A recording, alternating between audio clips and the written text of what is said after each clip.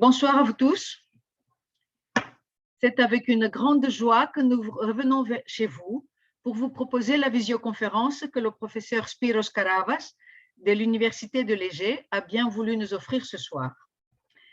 Cette conférence a pour titre « La guerre de l'indépendance de 1821 et la définition de la Grèce ».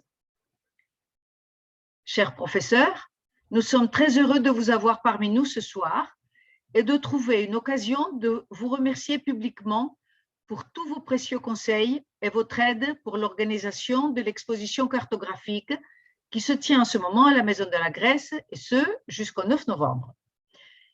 Je voulais exprimer notre bonheur, en tant que communauté hellénique de Paris, d'avoir pu contribuer à mettre en lumière une partie de la collection cartographique de l'IFEB.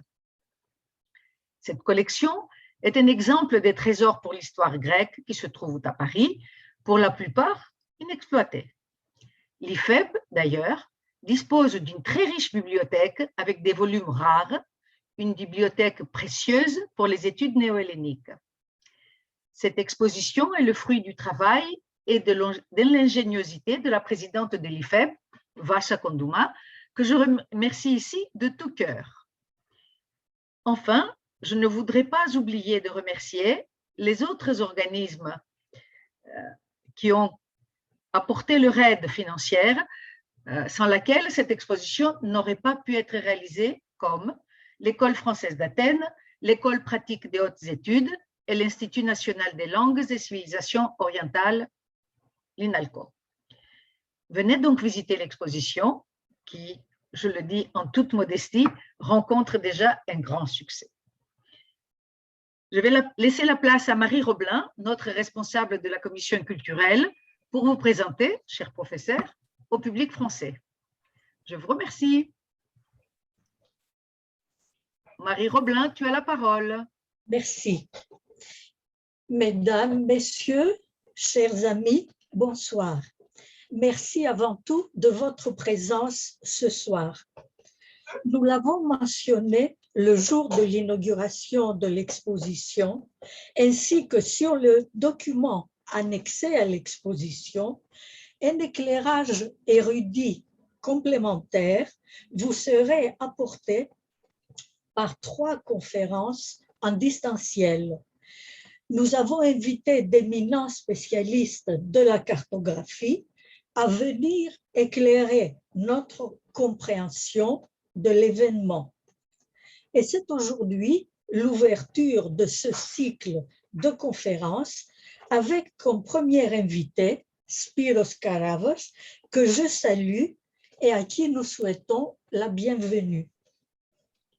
Aussi, nous le remercions de tout cœur d'avoir accepté notre invitation à traiter ce soir le thème, donc la guerre de l'indépendance de 1821 et la définition de la Grèce. Et Spyros Karavas est professeur d'histoire de la Grèce moderne, 19e, 20e siècle. Né à l'île de Chios, il a étudié l'histoire en France à l'Université Lumière Lyon 2, où il a soutenu sa thèse de doctorat et s'est spécialisé dans l'histoire politique moderne. Depuis 1990, il enseigne l'histoire au département d'anthropologie sociale et d'histoire de l'Université de la mer Égée. Ses domaines de recherche et ses publications portent sur l'histoire de la Grèce au XIXe et XXe siècle. Il s'est intéressé aux questions de démographie historique et de comportement électoral, à la géographie des revendications nationales en relation avec le rôle de Constantin Paparyropoulos, ainsi qu'à la question macédonienne et à son historiographie. Il a participé à des ouvrages collectifs et il est l'auteur de livres dont je vous donnerai les titres en français et en grec, puisqu'ils ont été écrits en grec et qu'ils n'ont pas fait l'objet de traduction. les livres « Heureux les possesseurs de la terre », plan d'expropriation des consciences en Macédoine, 1880-1909. Μακάρι οι κατέχοντες στην γην, γεωκτητικοί σχεδιασμοί προς απαλωτρίωση συνειδήσεων στη Μακεδονία 1880-1909.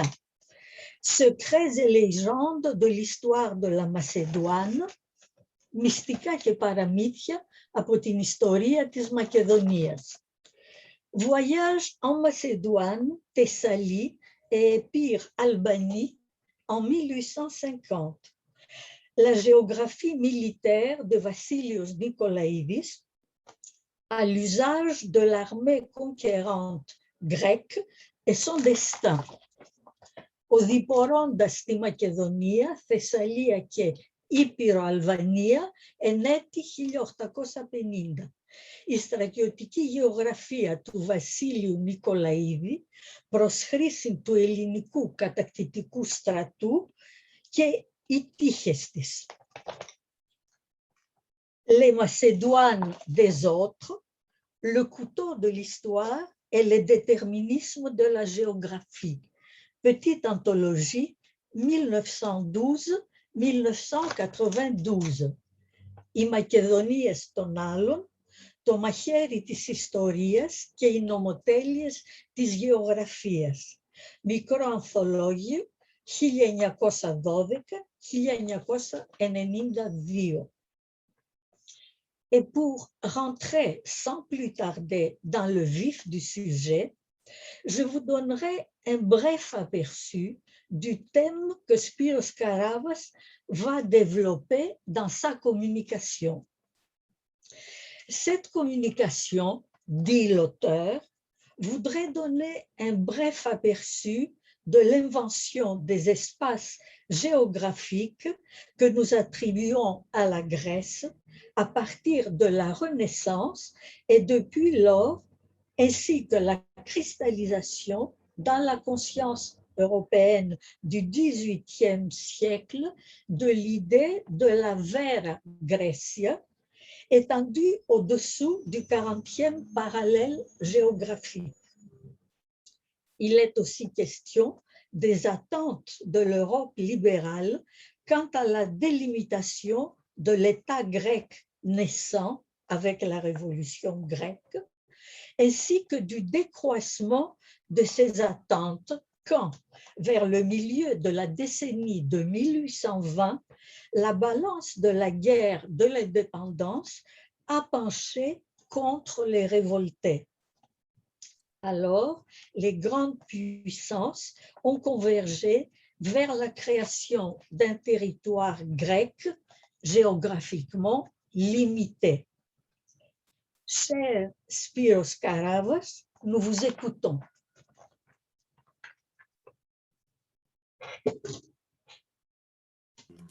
Bon. Bonsoir à toutes et à tous. Je vous remercie pour votre invitation. Et je crois qu'il faut passer tout de suite sur le sujet de cette soirée. Alors, c'est une réalité incontestable et généralement admise que la Grèce, en tant qu'entité étatique, n'existait pas avant la résurrection de 1821. Il n'a jamais existé, ni par le passé ancien ou moyenâgeux, ni dans le temps moderne, un territoire administratif, étatique, uni, qui était défini comme Grèce. Par conséquent, quelconque utilisation du terme Grèce avant la formation de l'État grec prête à confusion et pose des questions plausibles. La conceptualisation de l'espace est assurément un produit, elle aussi, de l'histoire. En effet, la Grèce, en tant qu'espace géographique, quoique ambigu, existait plusieurs siècles avant la révolution de 1821, et ceci, indépendamment des Grecs, de l'Église grecque, des intellectuels des Lumières ou de la Révolution même. Et certainement, indépendamment de la construction proposée par l'historien national Constantin Paparrigopoulos sur la continuité de l'hellénisme dans l'espace et dans le temps. L'espace de la Grèce est une invention de la Renaissance pour rendre hommage à la civilisation de l'Antiquité hellénique que les Occidentaux commençaient alors à découvrir. La Grecia antique, la Grèce ancienne, ne concerne pas une quelconque forme d'une entité étatique du passé lointain, mais un corpus de civilisations que l'idéologie séculaire de la Renaissance avait adopté en les dotant d'un espace géographique situé à l'extrémité sud-est de la péninsule balkanique. Un espace pas toujours bien définissable qui apparaît dans la cartographie européenne à la fin du XVe et au début du XVIe siècle et qui figure depuis lors dans presque toutes les narrations géographiques et les représentations cartographiques associées. Ces représentations diffèrent néanmoins l'une de l'autre.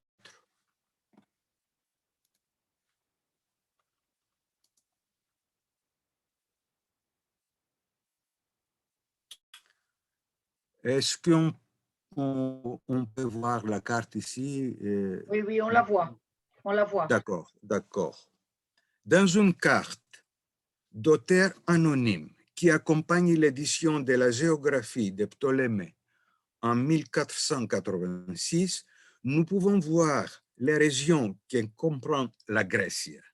Les distorsions qu'on observe sont dues, comme nous le savons, à une connaissance imparfaite de l'espace. Cette connaissance sera conquise à la fin seulement du XIXe siècle. Mais ce qui nous intéresse sur ce point est qu'avec cette connaissance problématique de l'espace, sont associées diverses définitions de la Grèce, et c'est ce que nous allons examiner par la suite.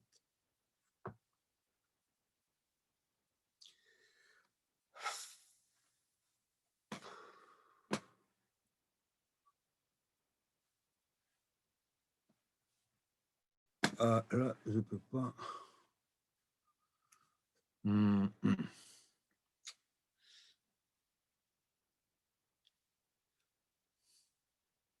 Excusez-moi, mais il y a un problème là.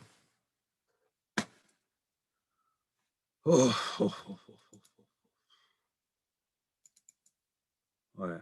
Bon. Dans une carte d'auteur anonyme qui est surnommée la carte de Nicolaos Sofianos de 1545, dessinée par Sébastien Monster, présente une nouvelle image de la Grèce, celle-ci plus large, où est inventée une Nova Grecia, évidemment inexistante politiquement, mais sûrement en opposition avec la domination ottomane, elle réelle, au sud du Danube. Quelques années après le premier siège de Vienne de 1729, par les armées de Soliman le Magnifique, l'Europe montrait ainsi son aversion pour le transmonde musulman, son opposition contre cet étranger ottoman qui s'est approprié la partie orientale de l'Europe. Elle met ainsi à sa place un espace basé sur la géographie historique, comme celui a pris forme dans l'Antiquité et par la suite avec les grands déplacements des peuples entre le IIIe et le IXe siècle après Jésus-Christ.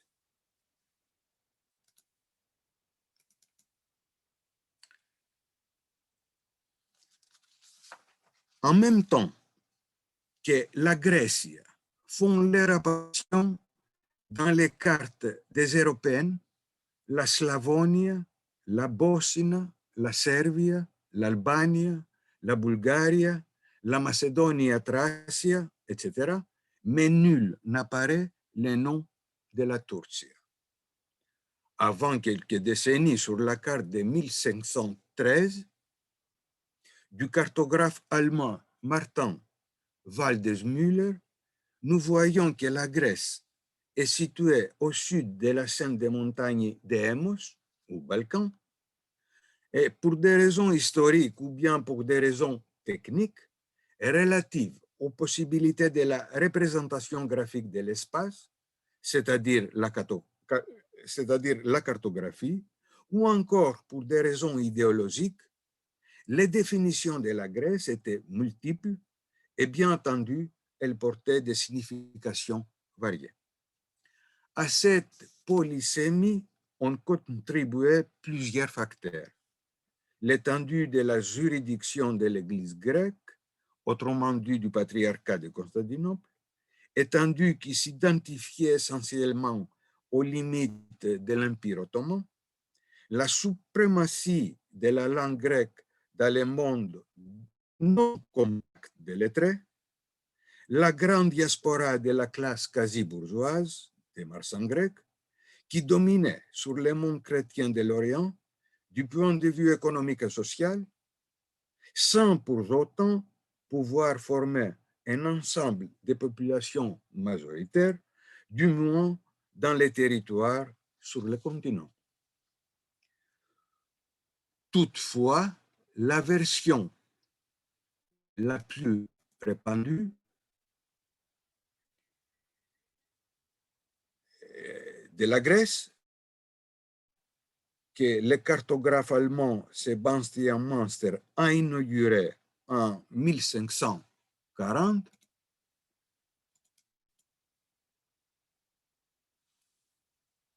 elle comprend les provinces dans le sud de l'embouchure du Drêne, dans l'Adriatique, les sommets des monts Skardos ou Sar et d'Hérodope, et jusqu'à l'embouchure du fleuve Nestos ou Mesta dans la mer Azé.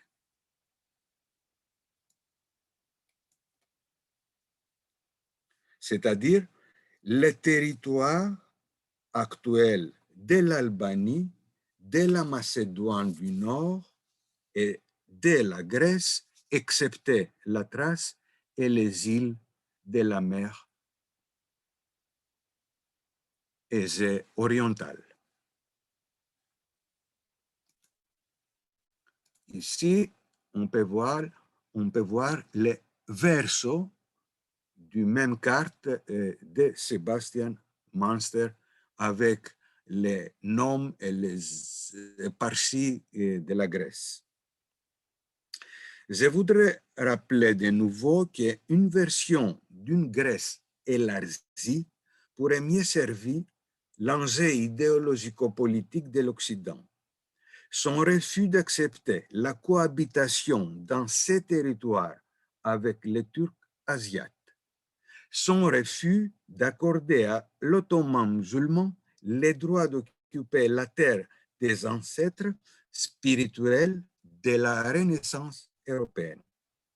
Cette Grèce correspondait aussi à l'affirmation de l'Empire grec, c'est-à-dire Byzance, que l'Europe avait du temps d'helléniser bien avant le nationalisme grec du XIXe siècle. Dans cette version élargie, la Grèce s'étend au sud du Danube et comprend la région de Constantinople ainsi que la partie occidentale de l'Asie mineure.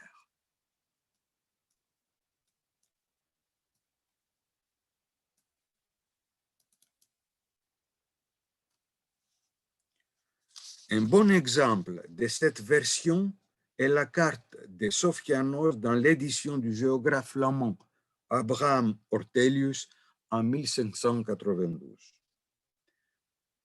L'Europe savait bien toutefois que cette version élargie hommage, comme nous l'avons dit, à la civilisation modèle de l'Antiquité, ne correspondait pas à la réalité politique de la Grèce ancienne. Ainsi, ont été créées 3 catégories géographiques distinctes pour définir la Grèce ancienne ou moderne. La Grèce générale, c'est-à-dire la version élargie, la Grèce étendue au sud du Danube ou de Hémos ou de Rhodope. La Vera Graecia, la Grèce proprement dite, qui s'étend au sud du mont Olympe, c'est-à-dire la Grèce homérique. Enfin, la Grèce particulière, dont la limite septentrionale est définie par les fleuves Sperchios et Achélos.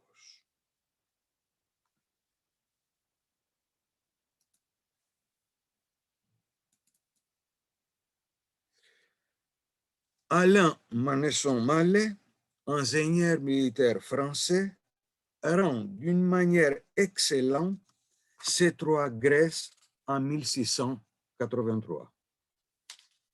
Coïncidence diabolique, la Grèce particulière qu'on voit ici, voilà, la Grèce de Achélos, la version la plus étroite, sera identifiée dans l'espace continental aux limites de la guerre d'indépendance de 1821 et également à celle définie au protocole de Londres de 1830 qui a fait de la Grèce un royaume indépendant et souverain. Après la première moitié du XVIIIe siècle, 3 géographes et hellénistes français vont redéfinir d'une manière plus rationnelle et plus scientifique les limites de la Grèce, aussi bien ancienne que moderne.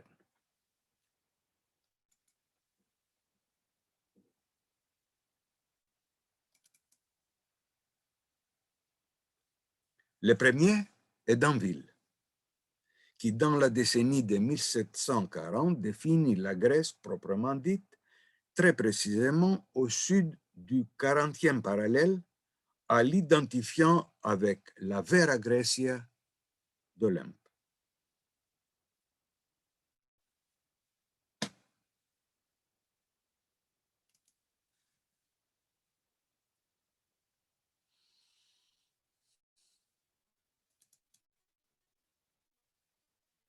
Un peu plus tard, en 1782, Choiseul-Gouffier identifie la Grèce moderne à la Grèce ancienne avec comme limite septentrionale les monts Olympe sans inclure la région de l'Épire. Ici, on voit la carte de la Grèce ancienne et ici, la carte de la Grèce moderne. C'est tout à fait identique. 6 ans plus tard,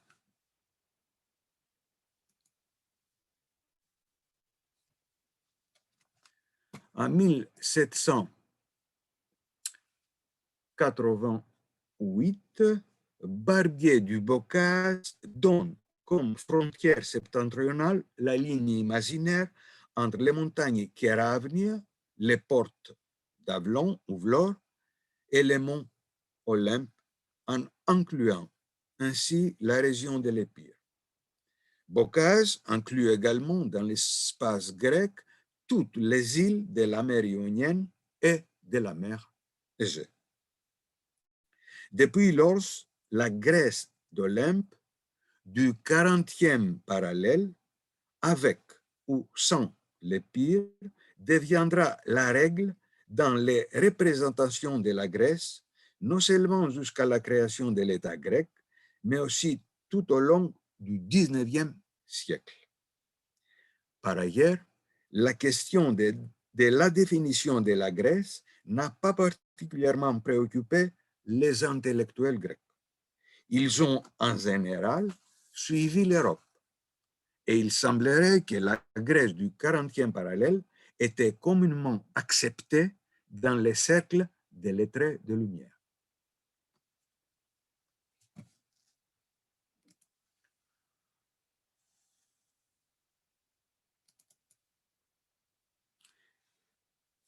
Nikolaos Papadopoulos, par exemple, dans son dictionnaire commercial et géographique de 1817, délimite la Grèce exactement comme Gouffier, c'est-à-dire au sud du mont Olympe, l'Épire non comprise.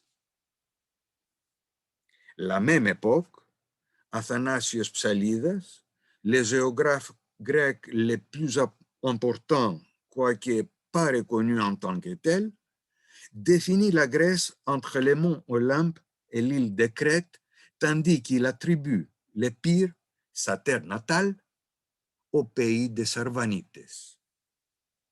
En conclusion, la veille de la guerre d'indépendance, nous n'avons que très rarement une définition de la Grèce qui dépasse l'Olympe.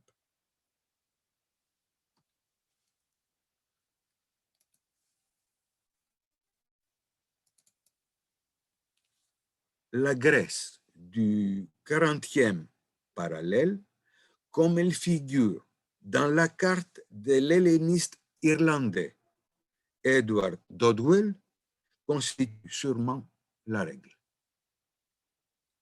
Quand la Sarthe de Rigas Ferreros, elle s'inscrit dans un contexte tout à fait différent, étant donné que son attention ne portait pas à donner une définition de la Grèce, mais de renverser le régime du sultan par un soulèvement de tous les peuples des Balkans et de mettre en place une république de type jacobin.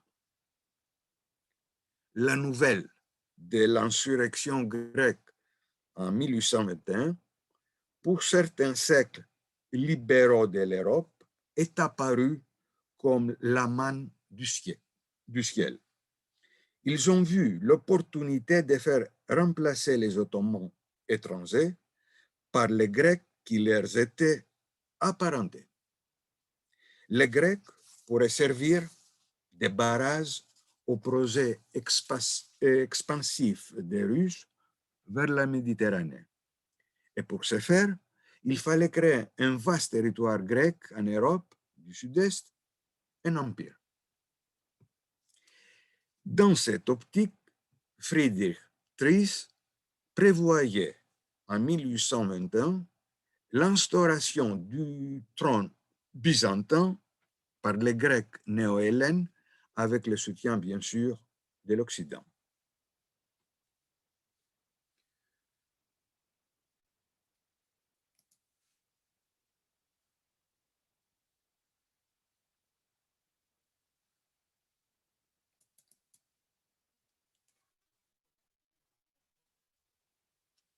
La même année, 1821, Henri Lemaire, dans son histoire de l'Empire de Turquie, présentait le dernier empereur byzantin Constantin Paparrigopoulos et paléologue, donnant son ultime et inégal combat contre les assaillants en tenue de guerriers de l'Antiquité. Il donnait à cette image la légende suivante: mort glorieuse du dernier empereur grec. En des mots, les cercles avaient fermé et l'ère de la justice était arrivée.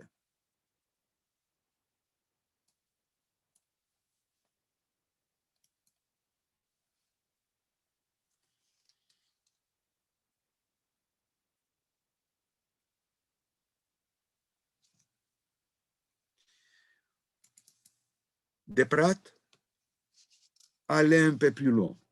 Dans son livre de la Grèce dans ses rapports avec l'Europe, paru en 1822, soutient que si la révolution de la Grèce n'existait pas, il faudrait l'inventer.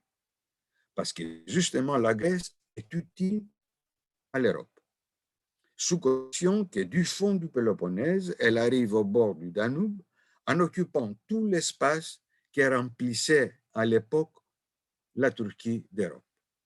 Ce que l'Empire ottoman n'était plus en mesure de faire, à savoir opposer une résistance à la Russie, il revenait à la Grèce de le faire. Autrement, conclut Desprats, la Grèce proprement dite est inutile à la politique et à la civilisation de l'Europe.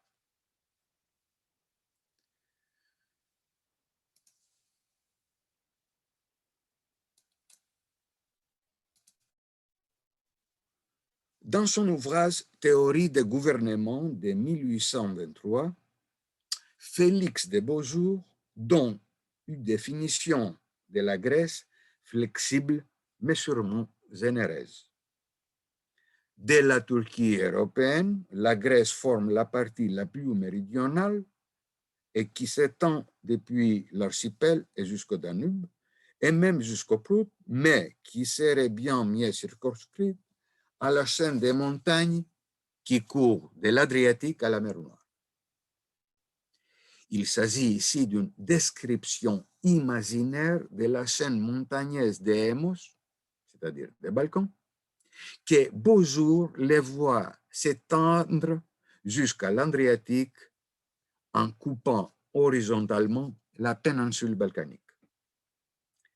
Dans cette même logique de l'intérêt européen, Constantin Polychroniades, dans son ouvrage Considérations sur la guerre actuelle entre les Grecs et les Turcs, paru en 1821 à Paris, défendait la reconstitution de l'Empire grec. Il prévoyait même qu'au printemps de 1822, les Grecs marcheront vers Constantinople. Il serait bien utile pourtant de signaler ici que quand il parle, dans ce même ouvrage, des continents grecs, il y inclut seulement la Grèce centrale, l'Épire et la Thessalie. On revient alors à la frontière du 40e parallèle.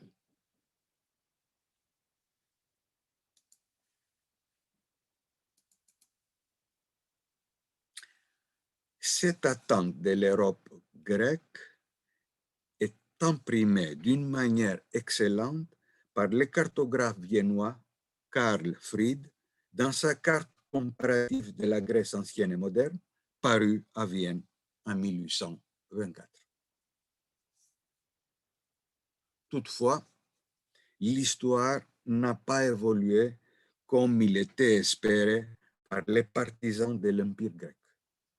À partir de 1824, la guerre d'indépendance se trouvait devant une situation bien difficile. Son expansion ne pouvait pas trouver d'issue et la perte d'une totale répression par les Ottomans était bien visible. Par conséquent, aussi bien les Européens et les Grecs ont dû diminuer leurs attentes.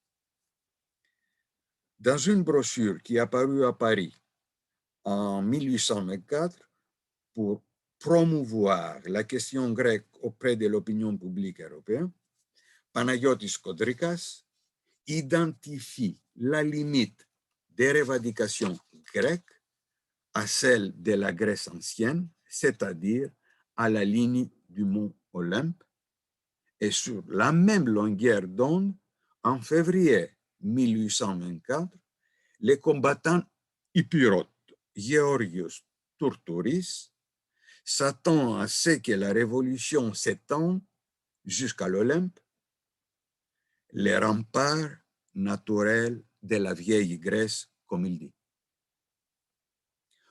Aussi, en 1824, l'officier britannique Edward Blacker, qui embrassa la cause hellénique avec ferveur, dans son ouvrage The Greek Revolution, note que le gouvernement grec favorise comme meilleure solution pour la frontière septentrionale l'Olympe et souhaite intégrer au futur État indépendant les îles de la mer Égée. Il avait probablement connaissance du mémorandum que Alexandros Mavrocordatos avait déposé à l'exécutif en 1824, où il soutenait que les grandes puissances devaient constituer la Grèce principale, c'est-à-dire la Grèce de l'Olympe, un pays indépendant.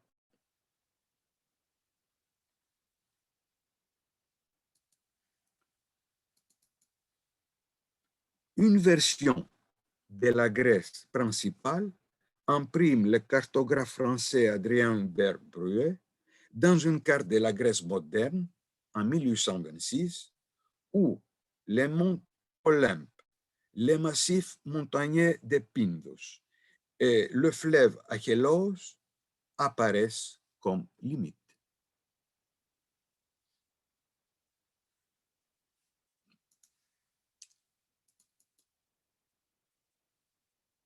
Néanmoins, c'est la Grèce du géographe français Vivien de Saint-Martin, toujours en 1826, qui correspond au mieux à la proposition de Mavrocordatos, tandis que comme frontière septentrionale, il apparaît la ligne Olympe-Metsovo-Keravnia. Pourtant, l'aggravation continuelle de la situation au champ de bataille va conduire le gouvernement provisoire grec à soumettre en avril 1826 une proposition de compromis qui faisait descendre la frontière nord plus au sud, et c'était alors le fleuve Sperchios qui devenait la frontière nord de l'État désiré par les révoltés. C'était par ailleurs un secret de Polichinelle que la révolution n'a pas pu réussir au nord de ce fleuve. Ainsi, la Grèce révolutionnaire, renvoyait à l'image que les Européens avaient formée de la Grèce ancienne, la Grecia antica, ou Grèce particulière, ou plus souvent Grecia propria. La géographie historique semblait prendre la défense du destin de cette nation antique et par conséquent, la révolution pourrait être considérée comme résultante de la pensée hellénique ancienne, pour citer la formulation pertinente de l'historienne grecque Élie Skopétea.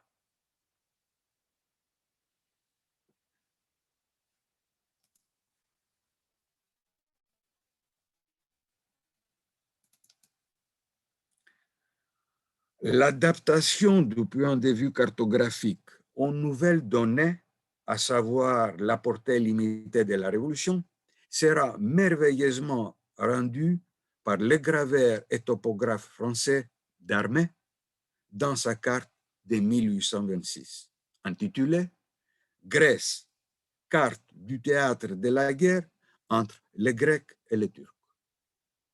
La fenêtre cartographique ne dépasse pas au nord le fleuve Sperchios, tandis qu'elle comprend la Crète au sud et l'île de Chios à l'est, c'est-à-dire les territoires qui, dans les années durant, ont combattu pour briser les jungles, selon l'expression de l'historiographe Spiridon Trikoupis, contemporain de la guerre d'indépendance.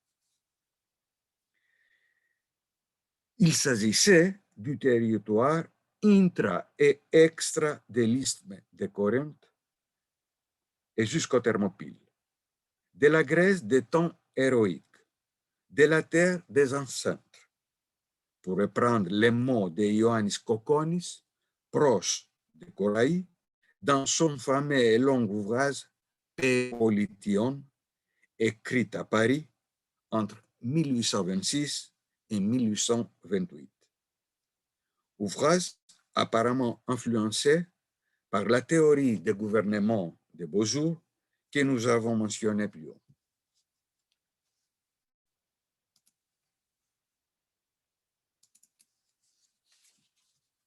Kokkonis considère que le premier État indépendant doit comprendre la Grèce principale, voire particulière, étendue de Thermopyles jusqu'à l'embouchure d'Achélos, y compris les îles de la mer Égée qui ont été déjà libérés.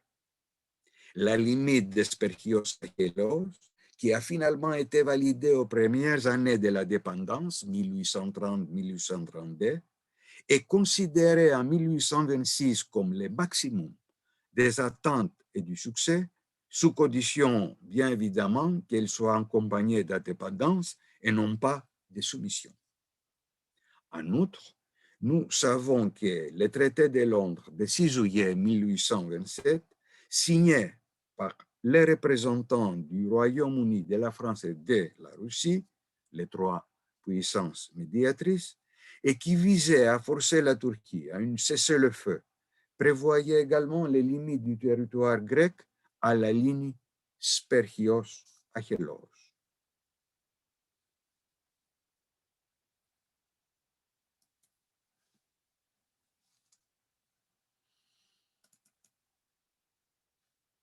La deuxième Grèce de Kokonis est celle d'Olympe, la Vera Grecia de la géographie historique, qui n'était pas encore prête à appartenir au Piémont grec.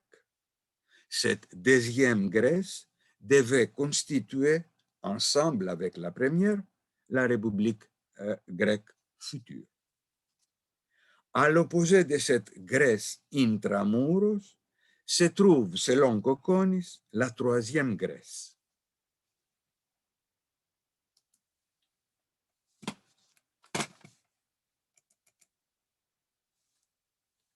La Grèce est extramuros, comme il la désigne, au-delà du mont Olympe. Elle comprend, au terme de la géographie politique d'aujourd'hui, l'Albanie, la Macédoine du Nord, la partie sud de la Bulgarie jusqu'à la chaîne montagneuse du Balkan, la Turquie européenne, ainsi que la Macédoine et la Thrace grecque. Dans la Grèce extramuros ont été installées au Moyen-Âge des tribus barbares, altérant ainsi sa composition anthropologique du pays. Toutefois, toujours selon Kokonis, au-dessous du 40e parallèle, les nations barbares n'ont pas pu s'installer. Par conséquent, la Vera Grecia a sauvegardé sa portée ethnologique, car même si quelques tribus barbares ont pu traverser la vallée des Tempi, elles sont, selon Kokonis, soit exterminées, soit assimilées aux vieux habitants. Dans la Grèce extramuros, Kokonis distingue aussi deux zones, distinctions faites avec des critères historico-raciaux. La zone méridionale la plus étroite, celle qui s'étend jusqu'au massif de l'Olympe et du Pindus, était peuplée dans l'Antiquité des Pélasgues et non pas des Scythes, qui avaient peuplé la zone du nord. Celle-ci, s'étend jusqu'au massif des Hémos, fut de l'Antiquité région scythique. Au Moyen-Âge a subi les invasions et l'installation des nations barbares, mais par la suite, elle a pu sauvegarder quelque peu de son caractère hellène, puisqu'elle accueillit des descendants de la tribu pélasgue. Il devient clair, me semble-t-il, que cette partition entre la Grèce intra et extramuros renvoie à la géographie et à la cartographie historique comme elles ont été établies à la Renaissance et depuis lors, revêtues de critères historico-raciaux très douteux.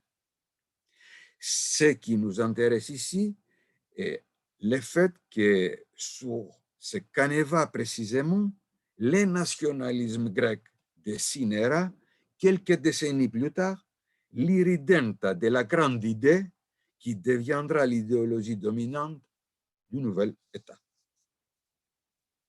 De son arrivée en Grèce révoltée, en janvier 1828, le premier gouverneur de la Grèce, Ioannis Kapodistrias, a concentré tous ses efforts militaires et diplomatiques pour étendre les soulèvements dans la partie ouest de la Grèce centrale qu'on appelait Vitico-Cherso. Il craignait fort que les grandes puissances ne veuillent pas inclure la totalité de la Grèce centrale dans l'État grec naissant. L'amputation de cette région ouest était justement le scénario le plus probable en 1828. Capodistrias ambitionnait de leur présenter des preuves concrètes, la partie ouest de Cherso soit en révolte et qui, suivant les droits révolutionnaires, on devrait lui accorder également l'autonomie.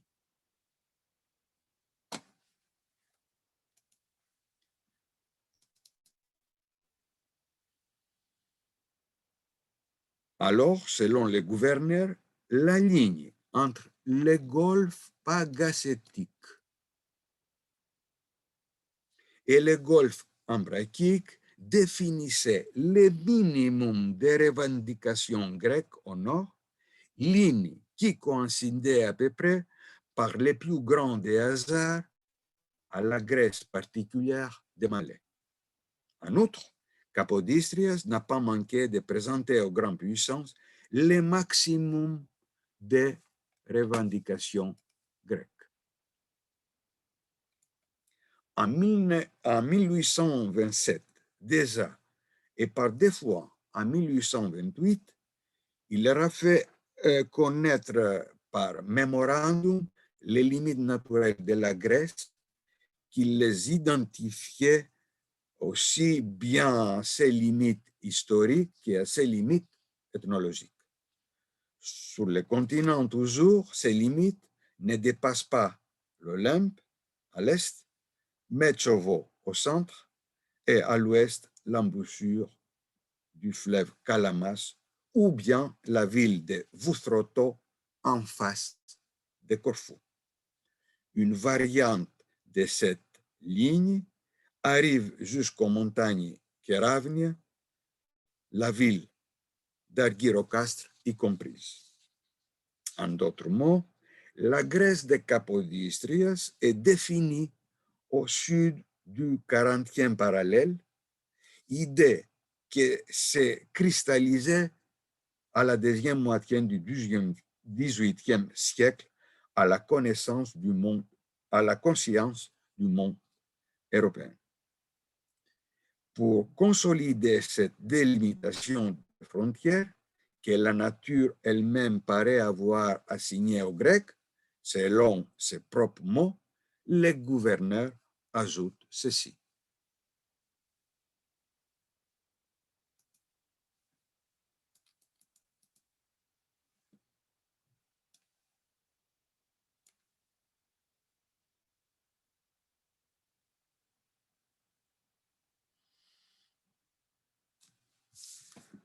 C'est cette frontière qui séparait anciennement la Grèce des pays limitrophes au Moyen-Âge et même dans les temps modernes. La Thessalie s'est toujours conservée grecque, tandis que la Macédoine fut occupée par les Slaves et par plusieurs autres peuples. La Thessalie doit à sa position géographique d'être restée à l'abri de toute invasion et de tout mélange avec le peuple étranger. Il est évident que les critères de la langue d'une hellénophonie compacte prônaient dans cette conceptualisation de la Grèce.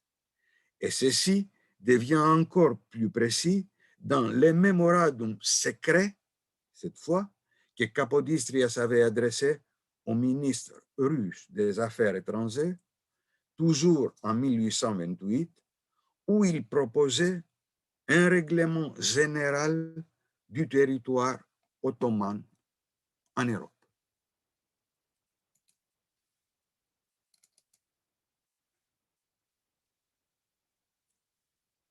Plus précisément, ces mémorandums secrets prévoyaient 5 différents États.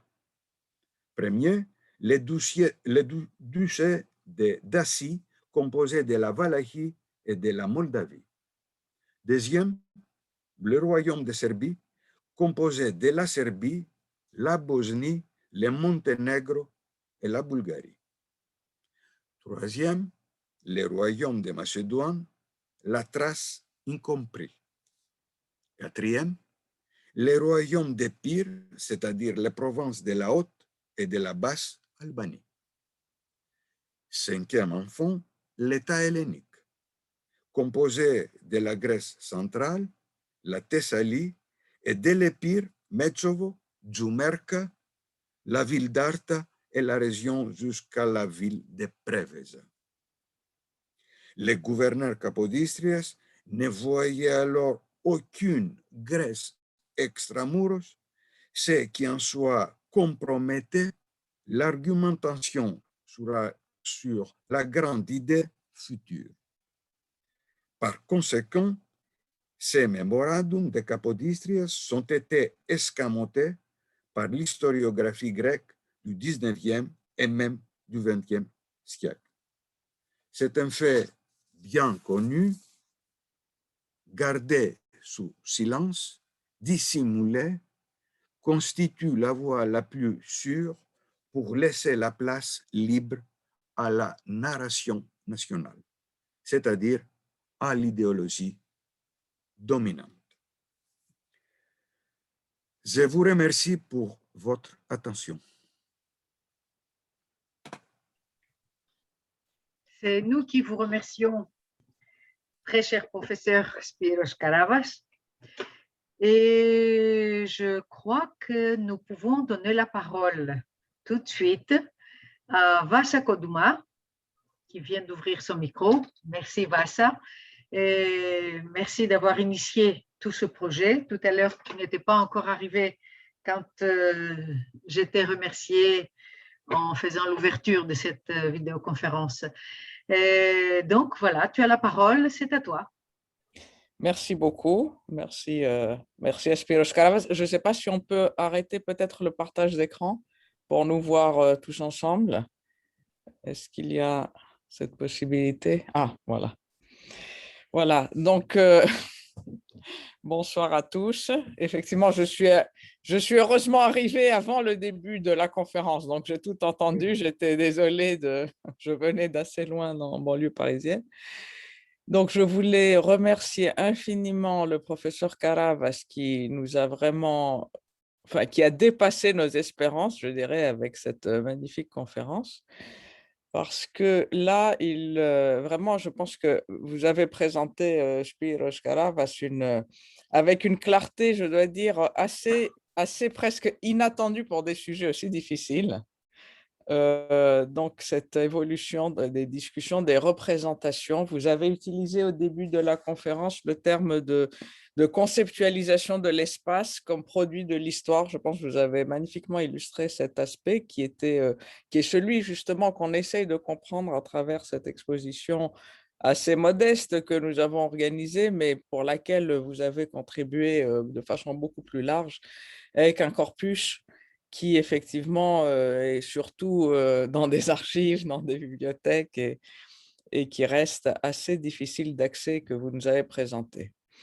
Alors, il y a toutes sortes de points que vous avez développés. Évidemment, on serait tenté parce que là, tout à la fin, vous nous sortez un dossier qui est quand même impressionnant, celui de Capodistrias. Je vois que ce sont des documents qui sont au British Museum. On serait tenté de vous inviter à donner une conférence uniquement sur cet aspect-là qui est si peu connu.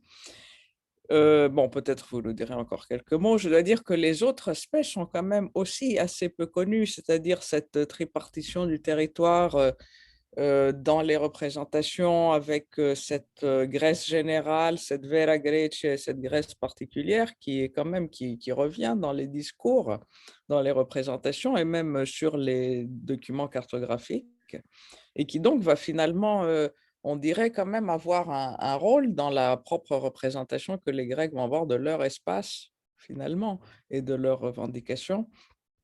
Alors, vous avez parlé de cette coïncidence diabolique entre cette Grèce particulière et justement ce qui c'est une des premières décisions qui ont été prises pour la position de la frontière du nouvel État à Londres.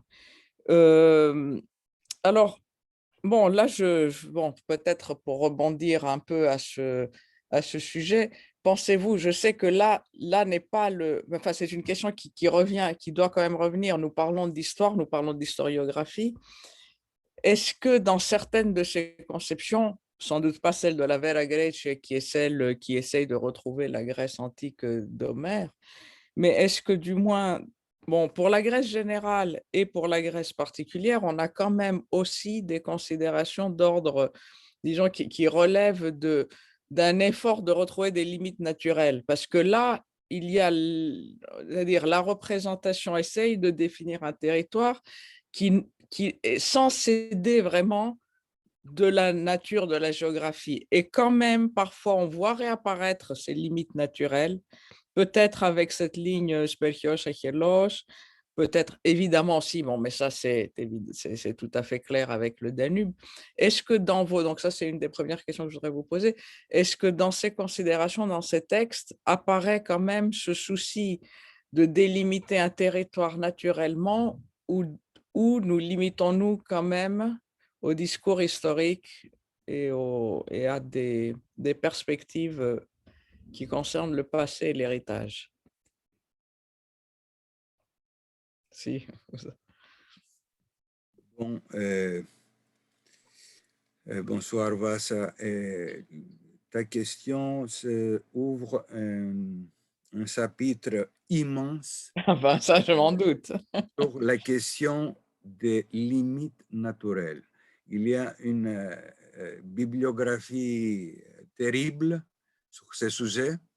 C'est une hystérie du 19e jusqu'au moitié du 20e siècle sur la notion des limites naturelles. Est-ce qu'il existe des limites naturelles? C'est très difficile de répondre avec un oui ou oui. avec un non. Pour C'est des pas ce que limites je demande. naturelles, on peut parler très facile pour la Crète. Elle a des limites naturelles, d'accord, pour les îles. Mais sur le continent, c'est très difficile si les montagnes ou les fleuves ou je ne sais pas quoi, des autres reliefs physiques sont des objets de séparation ou d'unification. Alors, les limites naturelles, c'est une manie du 19e siècle et aussi du début du 20e siècle. Et s'il n'y a pas de limites naturelles, on les trouve, on les fabrique. Alors, cette histoire avec les limites naturelles, c'est très, très problématique. Je ne sais pas si vous voulez, j'ai pensé maintenant sur la question des limites naturelles. L'argumentation que propose Kapodistrias, et cette argumentation était utilisée par l'État grec en silence, diplomatiquement, 50 ans plus tard. Et je crois que c'est une anecdote qui est très, très significative. En 1800,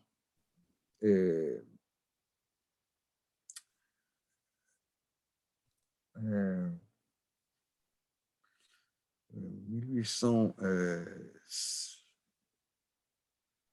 oui, d'accord, oui. En 1800, autour de la décennie 70, quand le gouvernement grec s'est confronté à l'effondrement de la grande idée, pour sauver les meubles et sa propre existence, a demandé, lors des travaux du Congrès de Berlin, qui a attribué à la Grèce la Thessalie et l'Épire. c'est-à-dire ce qu'on avait d'un humour caustique appelé la petite idée. Dans une lettre confidentielle du Premier ministre Alexandre Koumoundouros, a conseillé son émissaire Théodoros Deligiannis de consulter le mémorandum de 1828 de Capodistrias sur la délimitation précise que la Grèce demandait.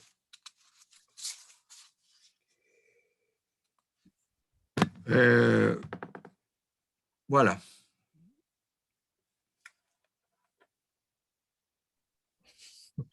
Oui, on reste. D'accord. Bon, je ne vais pas vous faire parler plus sur cette question alors. Je ne vais pas te faire parler plus sur cette question. Mais quand même, donc, on voit, enfin, d'une certaine façon aussi, que, bon, on a dit, donc c'est cette conceptualisation de l'espace qui est un produit de l'histoire.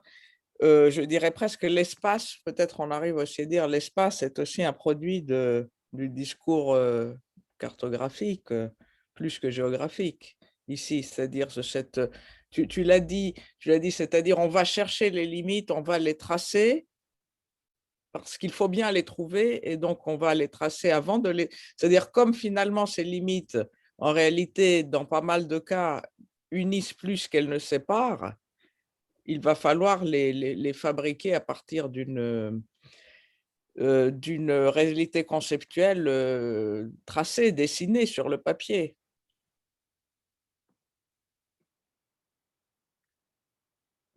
Oui, et il y a un problème, il y avait un problème à l'époque sur la question des limites.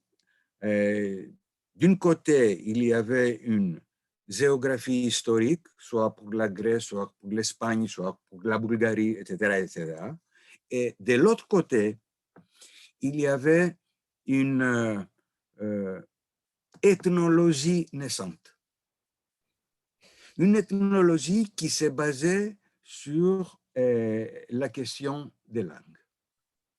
Alors, il y a une liaison entre la géographie historique, l'ethnologie, voire la langue majoritaire dans l'espace, et de l'autre côté, la volonté politique. Qu'est-ce que ça veut dire la volonté politique? Ça veut dire, comme par exemple, dans la Révolution grecque, l'appartenance auprès des révoltés, des albanophones, des vlacophones, etc., etc. Alors, ces trois aspects sont à la base de chercher des limites. C'est très intéressant que l'Europe conservatrice des années 20, 1820,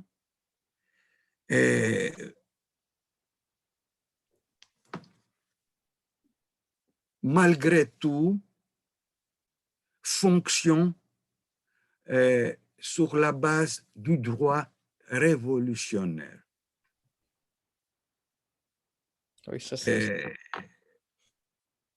La révolution grecque et la révolution française, c'était fini, Napoléon est fini, mais la révolution, les droits révolutionnaires, ils existent dans les cerveaux des Européens des années 20, malgré tout.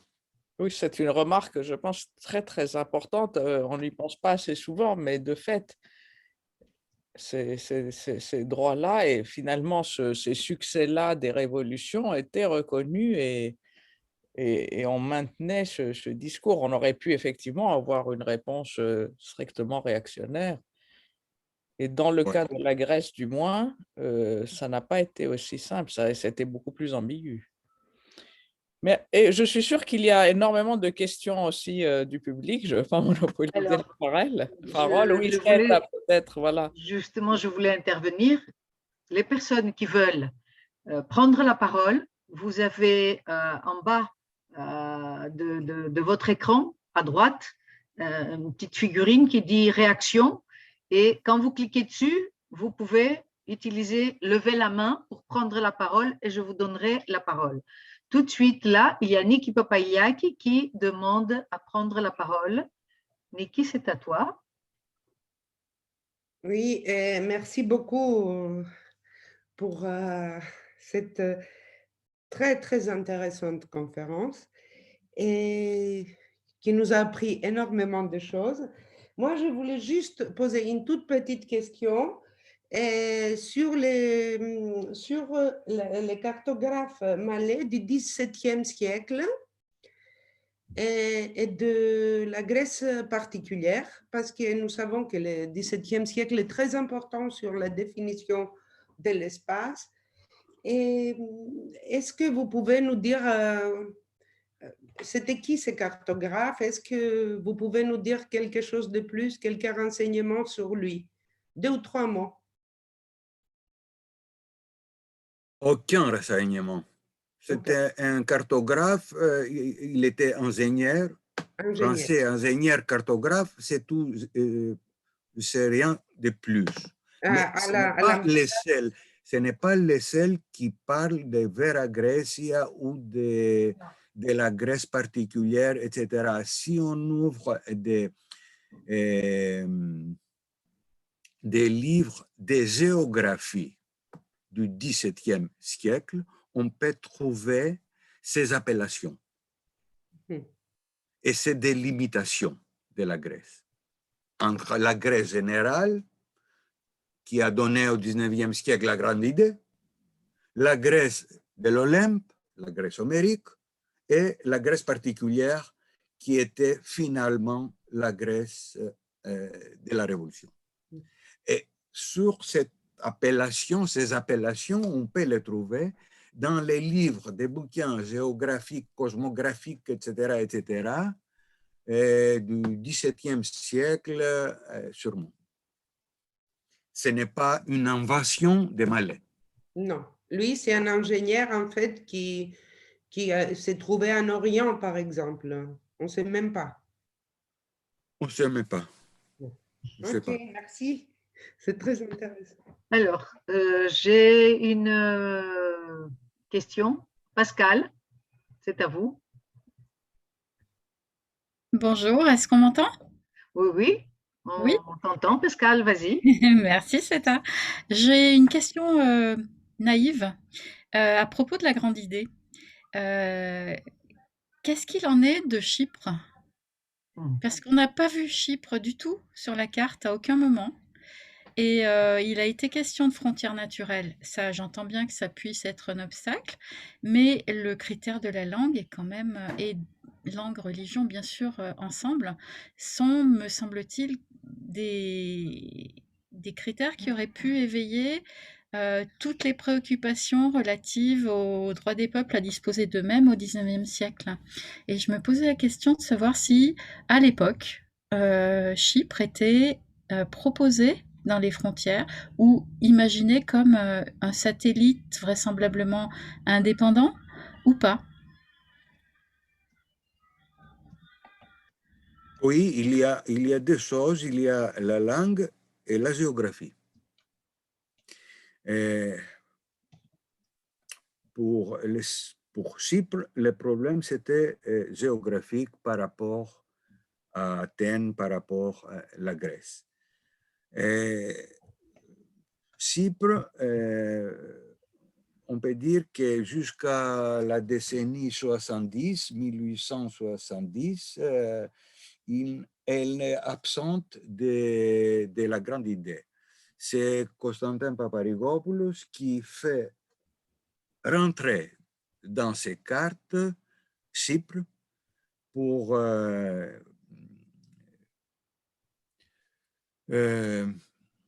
qui parle de l'hellénisme, etc., etc. À partir de cette date, commence Chypre de faire partie de la grande idée. Mais la seule fois que Chypre était proposé comme cadeau à la Grèce par la Grande-Bretagne, dans la décennie 10 au XXe siècle, la Grèce a dit non. La Grèce de Constantin, du roi Constantin, a dit non. Il ne faut pas oublier cette chose quand on parle de Chypre. Chypre était proposé comme cadeau pour rentrer la Grèce aux Premières Guerres mondiales. D'accord? Bon, je ne sais pas si vous répondez à votre question. Oui, merci beaucoup. Ça m'intéresse beaucoup parce que j'ai été amenée à parler et à étudier sur la question des droits des peuples à disposer d'eux-mêmes. C'est toujours... Alors, la première carte qui mentionne Chypre dans l'hellénisme, en fait, il n'y en a pas. Elle n'est pas matérialisée, cette proposition. Non, non. D'accord. D'où le flottement autour de la question. Je vous remercie. Merci à toi, Pascal. Je ne vois pas d'autres mains se lever. Je ne sais pas s'il y a d'autres personnes qui veulent prendre la parole. Vassa, tu veux encore dire quelque chose? Niki, Marie? Mais je remercie Niki et Pascal, que je ne connais pas, mais je découvre pour leurs questions très intéressantes. Je pense qu'effectivement, nous avons beaucoup parlé des frontières terrestres, où se posent des tas de problèmes, hein, justement, et qu'on voit bien apparaître sur la carte. On parle de façon plus difficile, peut-être plus diffuse, des frontières maritimes, parce qu'effectivement, les îles sont bien délimitées, mais leur combinaison en archipels et leurs appartenances à des archipels est une question également qui devrait être posée. On l'a moins abordé. Alors, il est vrai que les intérêts, c'est-à-dire il ne faut pas oublier que parmi les grandes puissances qui sont très actives dans les délimitations de l'époque, nous avons quand même la Grande-Bretagne qui est en pleine expansion, donc l'Empire britannique est prêt peut-être à faire des concessions au niveau de certaines frontières terrestres, mais beaucoup moins prêt à faire des concessions pour ce qui relève de la circulation maritime en Méditerranée. Évidemment, Chypre va être quand même un point particulièrement important, moins sans doute que les îles Ioniennes qui vont être cédées plus facilement. Mais voilà, ce sont d'autres questions. Alors évidemment, nous avons peu parlé de la Crète aussi, qui elle aussi, donc depuis 1821, est en révolution. Elle veut s'unir, c'est-à-dire elle veut se libérer, elle veut participer à ce grand mouvement. Alors il y a aussi d'autres, de petites îles dont on parle moins. Je sais qu'il y a un intérêt grandissant, par exemple, pour une île comme Kos, qui va, depuis le début, lutter, mais obtenir l'indépendance extrêmement tardivement. Donc, ces îles-là, finalement, sont moins prises en compte dans les discussions, me semble-t-il. Enfin, Spiros Karavas nous dira peut-être ce qu'il en est. Moi, peut-être une question que je pourrais ajouter à tout ce qui vient d'être dit, c'est-à-dire, est-ce que dans la Grèce particulière de ces cartographes plus anciens, est-ce qu'on a la Crète, parce qu'on la voit apparaître, mais est-ce qu'elle fait partie du discours ou elle est juste là parce qu'il faut bien la tracer sur la carte parce qu'elle est là? Est-ce qu'elle est là comme les côtes d'Asie mineure ou est-ce qu'elle a un sens dans la Grèce particulière ou dans la Grèce homérique, par exemple? Non, non, la Grèce fait partie de la Grèce particulière. Il fait dès le début partie de cette Grèce. Et c'est une question de fenêtres cartographiques si elle n'apparaît pas dans la carte. Il n'y a pas un problème avec la Grèce.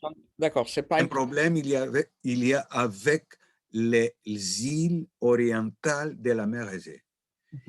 ici, il y a une coupure de la géographie historique, une coupure des Européens qui font la partie orientale, la partie est de la mer Égée comme partie de l'Asie.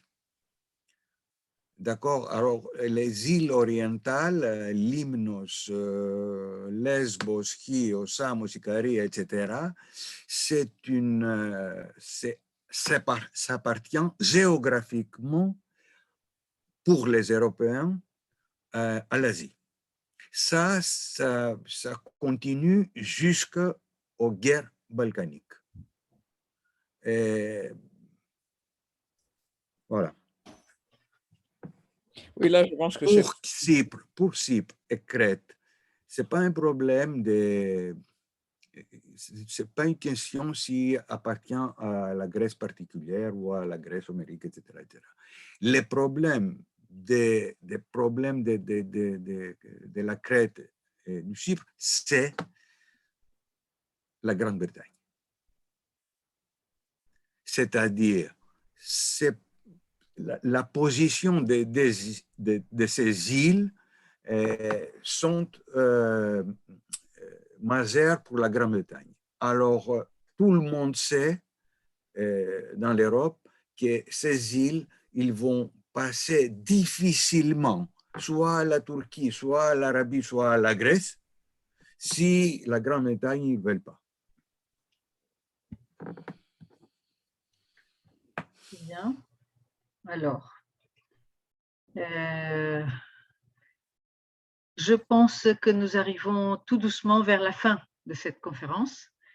Je vais remercier de tout cœur Spyros Karavas pour toutes ces explications. Cette conférence très compliquée, très difficile et pas toujours compréhensible par des personnes qui ne connaissent pas les origines de l'État nouveau grec, donc qui est apparu après la Révolution.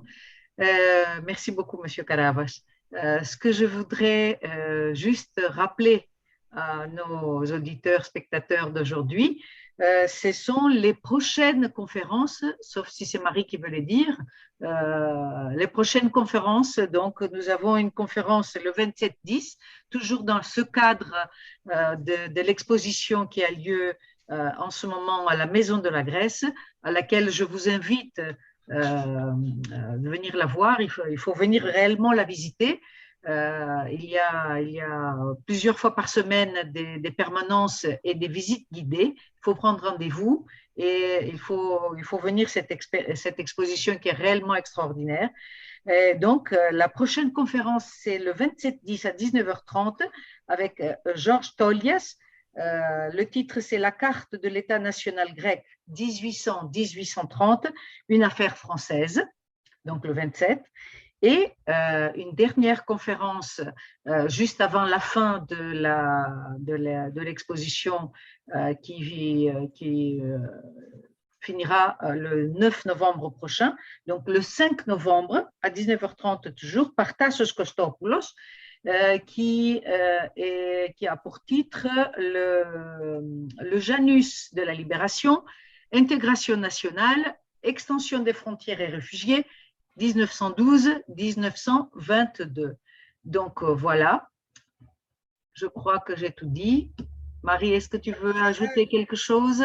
Oui, c'est ça. Vicky, oui. Oui, moi, je voulais dire qu'on a beaucoup de commentaires sur la conférence d'aujourd'hui et j'ai voulu les commentaires de Madame Κολάρα Φωτεινή. Συγχαρητήρια για την πρωτοβουλία σας.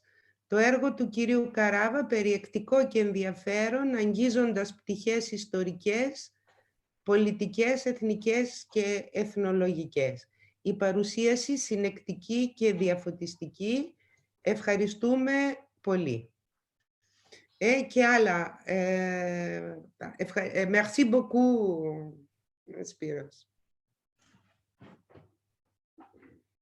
Marie, un dernier mot peut-être?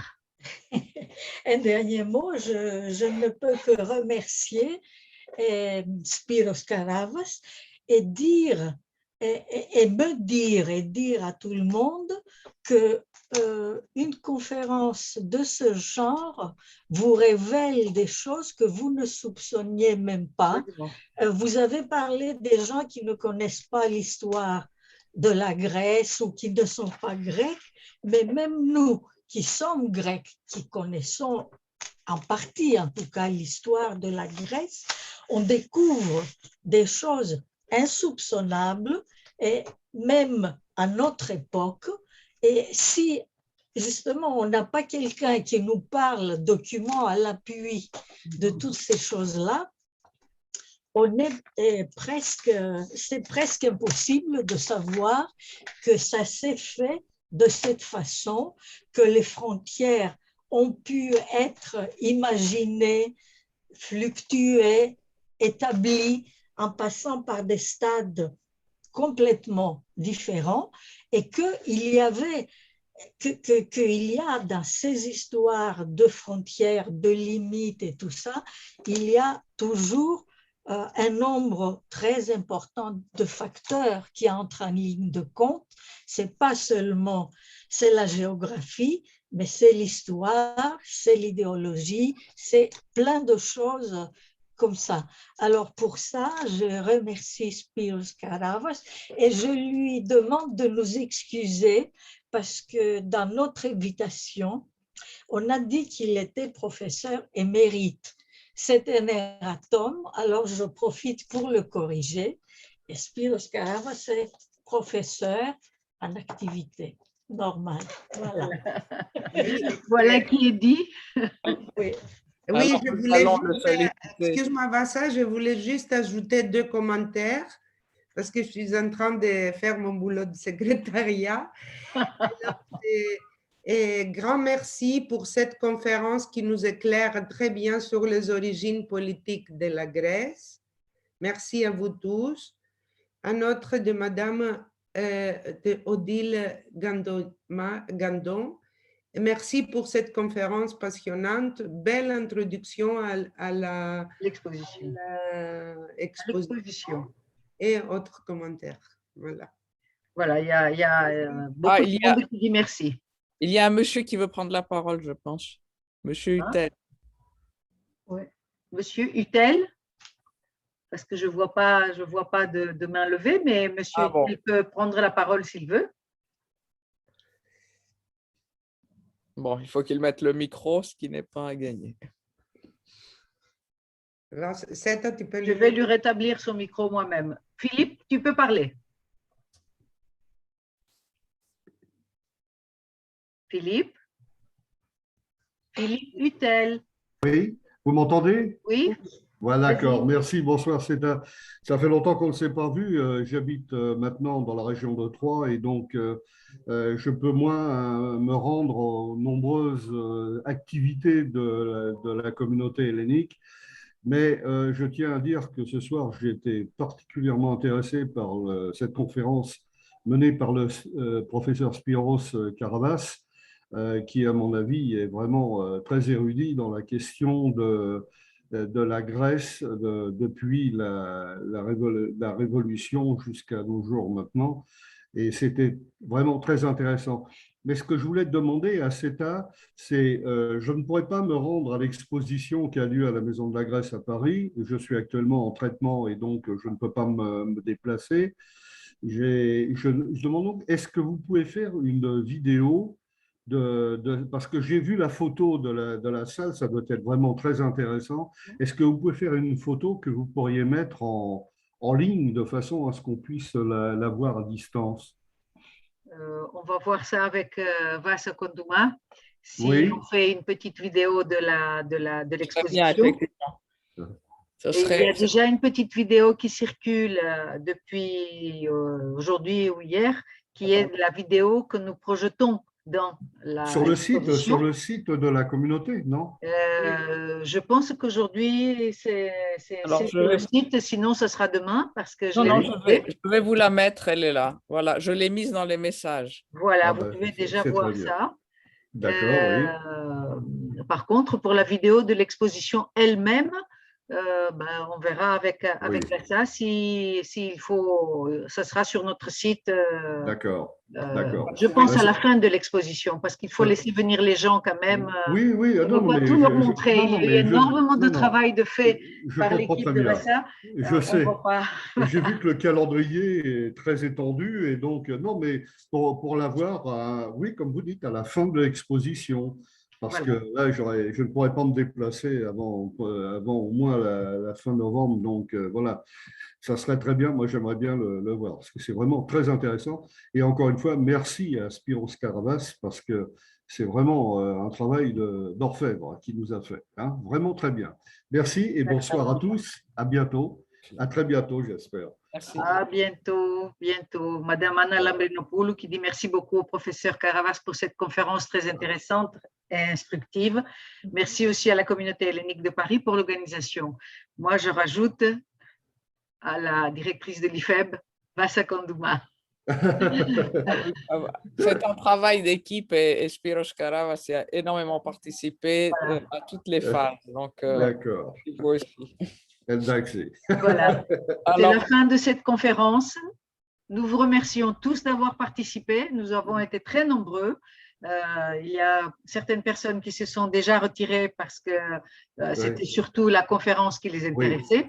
Oui. Donc, voilà, nous vous disons bonsoir. Vous pouvez retrouver l'intégralité de cette conférence sur le canal YouTube de la communauté dans quelques jours. Voilà. Parfait.